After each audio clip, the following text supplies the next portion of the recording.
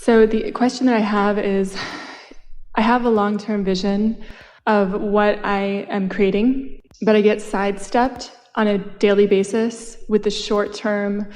I don't really feel like doing this particular step right now. I don't really feel like doing this particular thing today. On multiple subjects. Is that a bad thing or a good thing? I want to be really sleek and toned and in shape, but I just seem to never feel like working out today, and it's always today. Or I want this one particular company to build it to a $100 million company, but I don't ever feel like doing the email marketing campaign today, and it's always today. So I just have been a little bit stuck in that. But the question that we have is, what do you feel like doing? Are you feeling like doing something? So it varies. So some days, yes, and I'm living a really good life, but some days, no, I don't feel like doing anything. We've been saying a lot recently. The last several gatherings, we've been really emphasizing that we would encourage that everyone do 30% less, 40% less. We've been encouraging that people do 50% less, 60%. We've been encouraging that people do about 70% less, 75% less of what they have been doing. And more contemplating, more visualizing, more taking pleasure from life, more vibrational work, less action work. And so that's part of what's happening to you, is that you're beginning to understand where your true leverage is. And it's a hard adjustment because you know from past experience, from watching yourself and watching others, that when you really apply yourself, that you can make some things happen. But when you're talking about things of this magnitude, when you're talking about that sort of leverage, now you've got to tap into a vibrational leverage. Some years ago, Jerry read a book many years ago. Alan Laken had written it, and it was a self-help book, and it was called How to Get Control of Your Time in Life. And the only thing that Jerry recalled from the book that he then talked to Esther about was a process called the Swiss cheese process. And what the basis of it was that there are some things that you can accomplish very quickly. It only takes a minute or 10 minutes or maybe even an hour. So if it's on your list today, you can get it done if you apply yourself. You can use things like willpower and diligence and determination to make yourself do those things. And you can get a reasonable number of those done. But there are those larger things like writing a book or getting yourself in shape or creating a financial empire or even doing your income taxes or cleaning out your garage. In other words, those things that you're not going to do in an hour, that would take maybe more than a day or maybe more than a week. And so those are the things that you tend to not apply yourself at. You procrastinate. You don't make any effort. And so he suggested that you take those big things and you break them down into smaller things. So Esther takes a big piece of paper and she puts holes all over it, making it look like Swiss cheese, and then writes all of the different aspects of everything about this project. What's it going to take to do all of this? And then when she looks at it, she just picks one of those and asks herself if she feels like doing it. And something that she has discovered is that she often does feel like doing it. She often feels like doing it because the overwhelmment factor isn't there, and the rational factor that says, I'm not going to be able to begin to accomplish this all right now. You kept saying, right now, right here, right now, right here, right now. But a piece of it may be. But here's the thing. This is the piece that we want to put into this.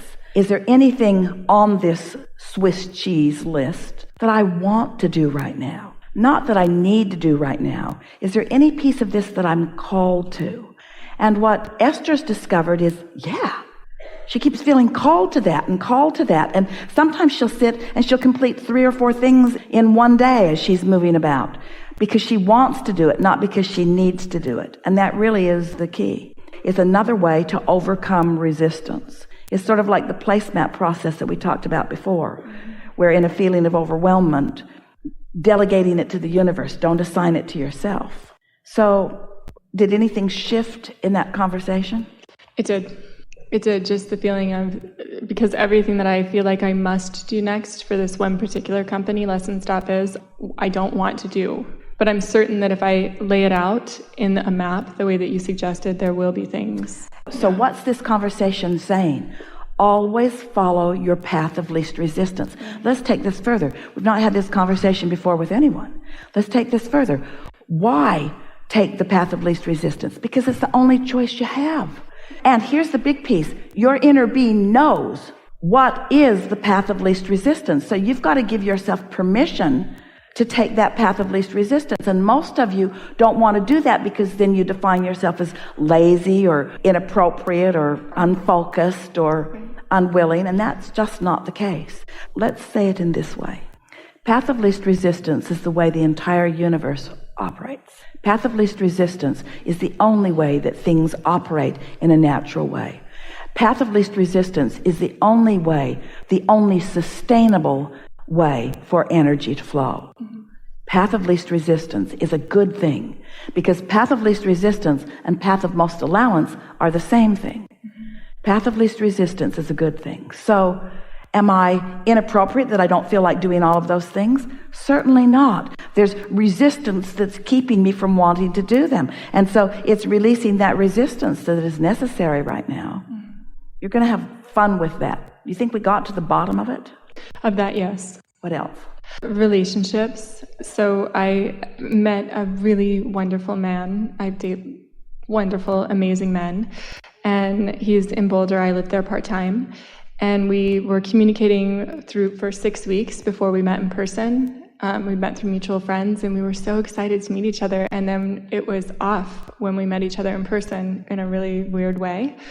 And so I just kept pulling back and remembering all the things that I really like about him. But all of a sudden he's like, I'm just terrified of having a girlfriend. I'm like, well, you could have mentioned that when we were talking. But so I've just been really chill about it in general, and I'm letting it unfold. And I am using it in a different way than I've ever used a relationship before. So let's apply this path of least resistance, Swiss cheese, to this. Okay, I like it. Because there are things about it. In other words, what's different about the communication that you were having before you met? He said it just wasn't real to him, so he could just be in his mind about this perfect relationship, and then all of the fears that he has around relationships came up, that it would be really hard work and all of this stuff. And I'm like, my relationships actually aren't like that. But he can't hear that, and I don't want to try and convince him of anything. So let's just say, because it is true, that it isn't that at a distance you looked better and up close you didn't look so good. In physical ways or in personality ways, it's not that. Let's just say that at a distance you didn't look so real and up close you looked real. Let's just say that at a distance it felt more free and up close it felt less free. So it isn't about inappropriateness, it's more about readiness. And readiness is about path of least resistance. So the question that we have for you is this a project worth completing? I actually just last night was saying to my best girlfriend, I don't need another project.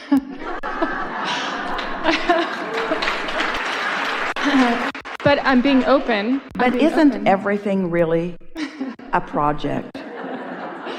I suppose. In other words, we're not talking about you fixing him or we're talking about you finding the unconditioned in it enough. Not needing his response to be a certain thing in order for you to feel good. Being able to continue to focus upon the positive aspects and hold yourself in that place of alignment. Because when you do that, that takes a condition out of it, the very condition that is frightening him. Yes. Because there isn't anything more uncomfortable for someone who's been free-wielding than to believe that they have to change their behavior in order to accommodate someone else. And yet, when you come together in sort of a cooperative dance, there is a compatibility that is important.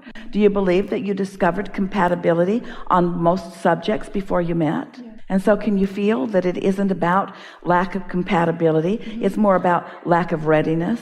And lack of readiness is about alignment only, you see. If we were standing in your physical shoes and we had discovered an object of attention that makes our heart sing on most fronts, we would focus on the heart singing, not the situation that is making it sing.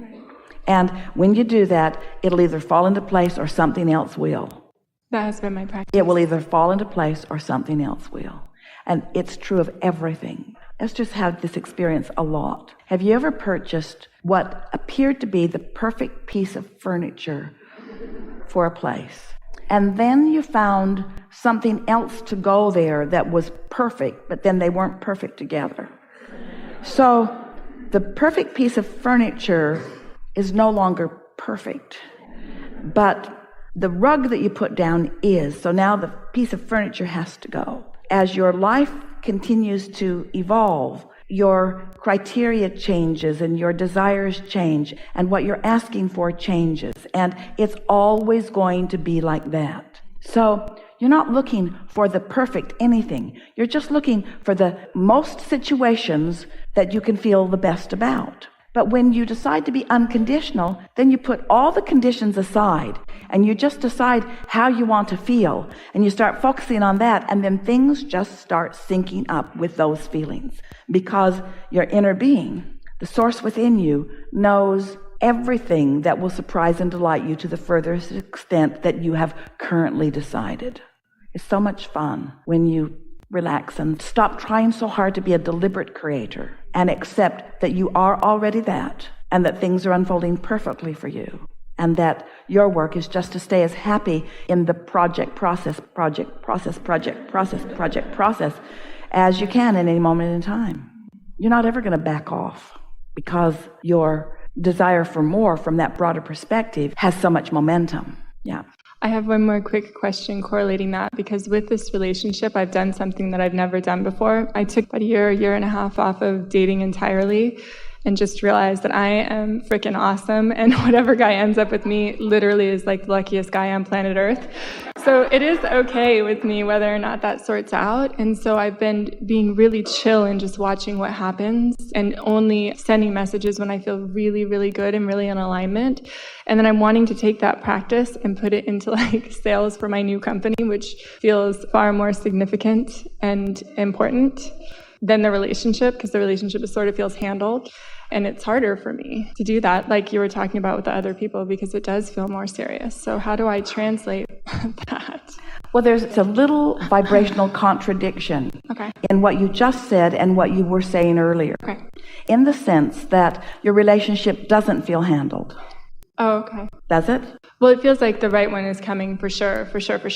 And it's either him or it's someone else for sure. So do you believe that relative to the relationship, contrary to the conversation we just had, that you are in an unconditional place about it? That you know how you want the relationship to feel, and that you feel the ease of patience of just waiting for it to come into place? More so than I ever have before. Because of this relationship that just happened, not prior to it. Because of going through this and having to just remind myself that I get to run the show. It is the way that I want it to be. I don't have to bend around to something different. So you don't have to bend around to something different in terms of compromising or changing, but you do have to, bend around isn't the word that we want to use, you do have to find constant, steady alignment with who you really are and how you really feel. So give us 5 non-conditions relative to relationship. So we're looking for emotional words. My relationship is, yes? My relationship is flow, ease, home, sensual, steady. All right. Now give us 5 relative to business. Exhilaration, exploring. We think they're the same in terms of flow and steady. Yes. But with the business, you have higher anticipation about it. You're a little more sure-footed about it. So the word exhilaration didn't come up in the relationship, but it did come up in the business. So go a little further with exhilaration relative to the business. In emotional terms? In emotional terms. I'm just creating something that is brand new, that has never been done before. All right, now it's exhilarating. Apply that to relationship. Oh. Yeah, the type of relationships that I create are different. They're really good feeling and flowing. Something that has never been before, something that is unique to who we are, something that is unexpected maybe. You see what we're getting at? But the feeling of flow, We like that word flow, and we like the word ease, and we like the word clarity, and they are all almost identical vibrational properties. Ease, flow, and clarity are what alignment really are all about, because when you're in sync like that, that's how it feels. It's the absence of struggle.